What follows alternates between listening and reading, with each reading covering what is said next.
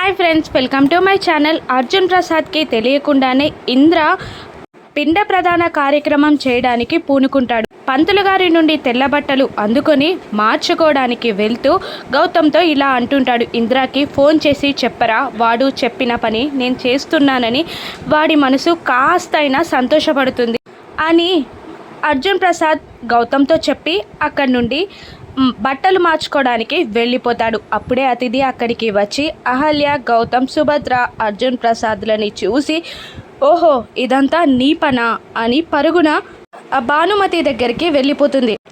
మంత్రాలు చదువుతున్న భానుమతి దగ్గరికి వెళ్ళి మీరు ఇక్కడే ఇలా శ్లోకాలు మంత్రాలు చదువుకుంటూ కూర్చోండి, అదేమో అక్కడ మీ అబ్బాయి చేత తను అనుకున్న కార్యక్రమం పూర్తి చేయించేలా ఉంది అని అతిథి భానుమతిని రెచ్చగొట్టగానే ఏంటి అని అంటూ ఆ ముసలావిడ కోపంగా పైకి లేచి అక్కడి నుండి కార్యక్రమం జరిగే దగ్గరికి వస్తుంది. ఇక అప్పుడే తెల్ల బట్టలు మార్చుకొని పిండ ప్రదానం చేయడానికి రెడీ అవుతున్న అర్జున్ ప్రసాద్ని అర్జున్ అని భానుమతి గట్టిగా పిలుస్తుంది.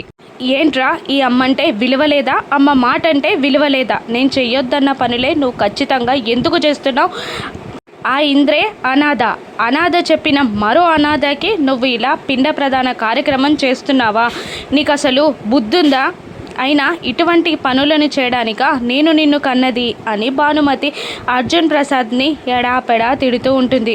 ఇంద్రాని అనాథ అనడం, ఒక సైనికుడికి పిండ ప్రదానం చేయకూడదు అనడంతో అర్జున్ ప్రసాద్కి ఒళ్ళు మండుతుంది. అమ్మా ఏం మాట్లాడుతున్నావు? అతను ఒక సైనికుడు, భారతదేశం మొత్తం అతనిల్లు, మనందరం అతని కుటుంబ సభ్యులం, మనందరి కోసం బార్డర్లో తన ప్రాణాలకి తెగించి మరి మనందరి ప్రాణాలు కాపాడుతున్న గొప్ప సైనికుడు అతడు. అతని ప్రాణాల త్యాగం వల్లే మనం ఇక్కడ సురక్షంగా ఉండగలిగాం. అటువంటి సైనికుణ్ణి నువ్వు అనాథ అంటున్నావా? ఇంకొకసారి ఇలా మాట్లాడితే మాత్రం నేను ఊరుకోను. ఆ సైనికుడు ఖచ్చితంగా మన కుటుంబ సభ్యుడే, అంతే. పంతులు గారు మీరు కార్యక్రమం మొదలు పెట్టండి అని అంటూ కూర్చొని కార్యక్రమం స్టార్ట్ చేస్తాడు అర్జున్ ప్రసాద్. ఇక అహల్య, గౌతమ్లు బాధపడుతూ ఉంటారు.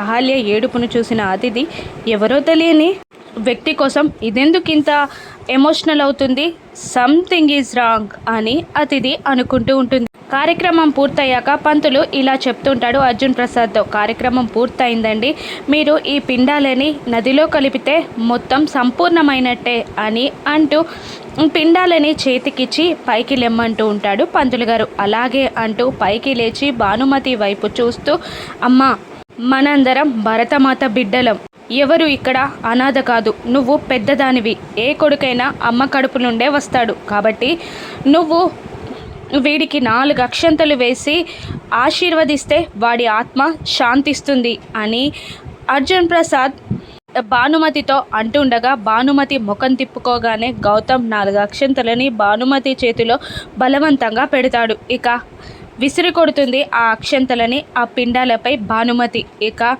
కోపంగానే అర్జున్ ప్రసాద్ పిండాలని పట్టుకొని అక్కడి నుండి వెళ్తూ ఉంటాడు. గాలి బాగా వీస్తూ ఉంటుంది.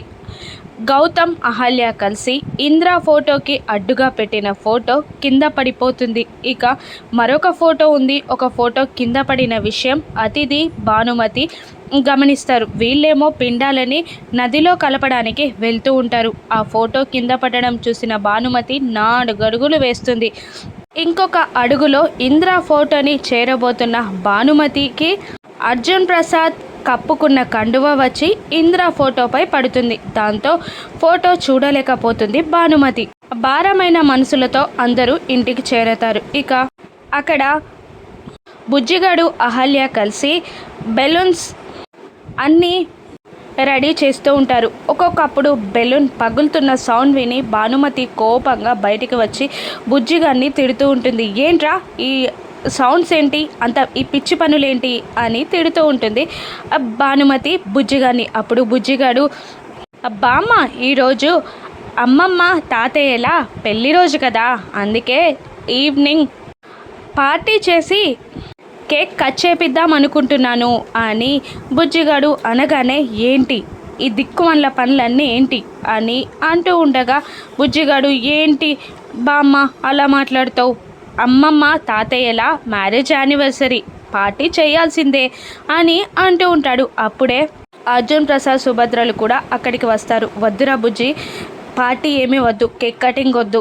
ఇంట్లో పరిస్థితులు బాగాలేవు అని అంటూ ఉండగా, తాతయ్య సంవత్సరం మొత్తం ఈ కుటుంబం కోసం మీరు చాలా ఆలోచిస్తారు, అటువంటిది మీకోసం ఒక్కరోజు సెలబ్రేట్ చేయకపోతే ఎలా చెప్పు? నేను సెలబ్రేట్ చేస్తాను, నువ్వు వద్దంటే మాత్రం నేను హట్ అవుతా, నా బర్త్డే పార్టీని కూడా ఎప్పుడూ నేను సెలబ్రేట్ చేసుకోను అని అలిగి కూర్చుంటాడు బుజ్జిగాడు. దాంతో అందరూ బుజ్జిగాడి వైపు చూస్తారు. అప్పుడు భానుమతి కూడా, పెళ్లి రోజే కదా, చేసుకోండి, నేనెందుకు వద్దంటాను, అన్నీ నేను చెప్పినట్టే వినేటట్టే మాట్లాడుతున్నారు మీరు అని అంటూ మూతి తిప్పుకొని అక్కడి నుండి వెళ్ళిపోతుంది. ఇక అందరూ కలిసి బుజ్జిగాడిని, నిజంగా నువ్వే సెలబ్రేట్ చేస్తున్నావారా అని అడుగుతుండగా, అవును అన్నట్టు తల ఊపమని అహల్య బుజ్జిగాడి వైపు సైగ చేస్తుంది. అవును నేనే అని అంటూ ఉండగా, కార్తిక్ కిందికి వంగి, నీకెన్ని తెలివితేటలు ఎప్పుడొచ్చాయిరా అని అడుగుతుండగా, నీతో తిరగట్లేదు కదా నాన్న, నా తెలివితేటలు పెరిగాయిలే అని రిటర్న్ కౌంటర్ వేస్తాడు. అందరూ వెళ్ళండి వెళ్ళండి, చక్కగా పార్టీకి డ్రెస్సెస్ రెడీ చేసుకోండి అని బుజ్జిగాడు అనగానే అందరూ వెళ్ళిపోతారు. ఇక వెరీ గుడ్ రా బుజ్జి అని అంటూ అహల్య వైపు చూస్తూ ఈ ఏర్పాట్లన్నీ అహల్యమని గమనించిన గౌతమ్ సంబరపడిపోతూ బుజ్జిగానికి కిలకింతలు పెడుతూ ఉంటాడు. ఇక రూమ్లో నుండి అహల్య గౌతమ్లని బుజ్జిగాన్ని చూస్తూ ఆలోచనలో పడిపోతుంది. మరోవైపు ఈవినింగ్ పార్టీకి ఏ శారీ కట్టుకోవాలి, అర్జున్కి ఏ డ్రెస్ ఇవ్వాలి అని సుభద్ర సంతోషంగా అన్నీ వెతుకుతూ ఉంటుంది. అప్పుడే అర్జున్ లోపలికి రాగానే, ఏవండి, కేక్ కటింగ్ అప్పుడు మీరు ఈ డ్రెస్ వేసుకోండి, చాలా బాగుంటారు అని సుభద్ర అంటూ ఉండగా, ఓకే సుభద్ర అని అంటూ ఉంటాడు అర్జున్. నేను ఈ శారీ కట్టుకోనా అని సుభద్ర అడుగుతుండగా, ఏ శారీలోనైనా నువ్వు చాలా బాగుంటావు అని అర్జున్కి తవిస్తాడు సుభద్రకి. ఆగండి అని అంటూ ఉంటుంది సుభద్ర. ఇక రెండు చేతులని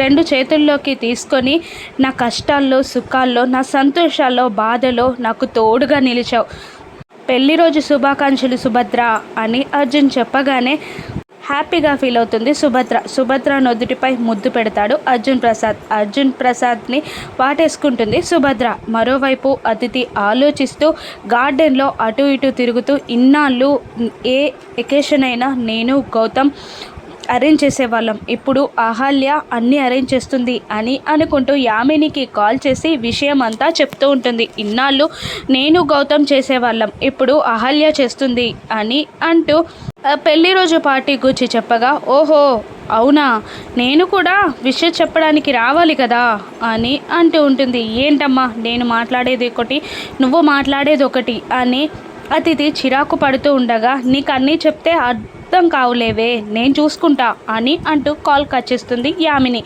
ఇక తన భర్తతో, మీ ఫ్రెండ్ పెళ్లి రోజు శుభాకాంక్షలు చెప్పాలి కదా, ఈవినింగ్ పార్టీకి వెళ్దాం, రెడీ అవ్వండి అని వెటకారంగా అంటూ ఉంటుంది. యామిని ఆ ఫంక్షన్ని చెడగొడుతుందా, ఫంక్షన్ కరెక్ట్గా జరుగుతుందా, రాను ఎపిసోడ్స్లో చూద్దాం. Thank you for watching.